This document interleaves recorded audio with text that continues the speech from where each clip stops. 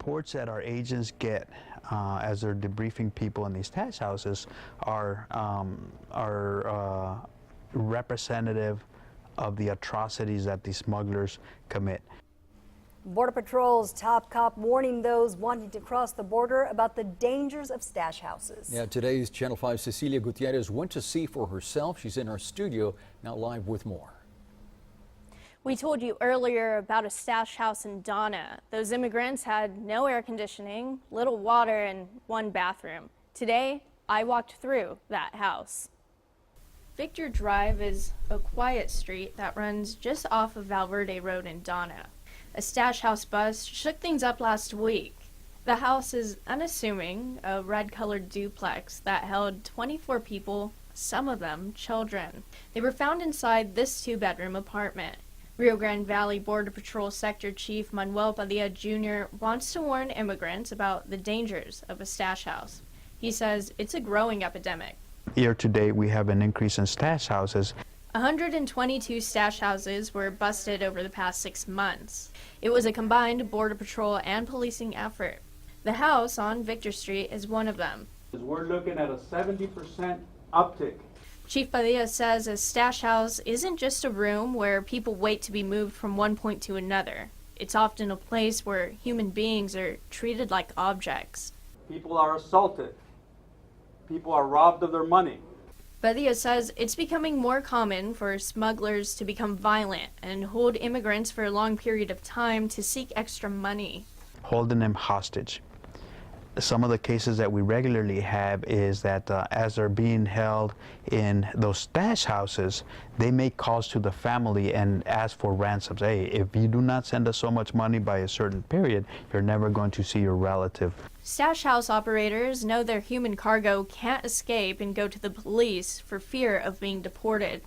So the conditions they keep their cargo in are often inhumane. People are placed in very difficult conditions, very dirty conditions. We wanted to see just how bad these conditions were, so we went to the Victor Street house. We ran into the owner of the home. She allowed us 5 minutes inside the untouched stash house. The only light in the house comes from the windows. It's a 2-bedroom, 1 bathroom with no running water. A pile of trash sits in the corner of the kitchen while a stack of paper plates, old pizza boxes, and dirty dishes line the counter. Possessions are still scattered around the 2-bedroom apartment, from toothbrushes to shoes left behind. And the temperatures are still sweltering, like it was the day of the bust when officials said temperatures here were in the 90s. These conditions there are extremely hot as well, especially in the summer months. We don't want people to be placed in these conditions. Chief Padilla says the recent spike in stash house busts have kept them busy. This keeps federal, state, and local agencies constantly working these stash houses around here in the valley. We've gotten way better at identifying these locations and being a lot more agile in doing these rescues of people being held in these stash houses. Padilla says a stash house is a hidden danger and can be found on any street, in any house, in any neighborhood. Chief Padilla says it's important for communities to work with officials to crack down on stash houses. He encourages people to contact their local authorities if they see suspicious activity in their neighborhood. In the studio, Cecilia Gutierrez, Channel 5 News at 6.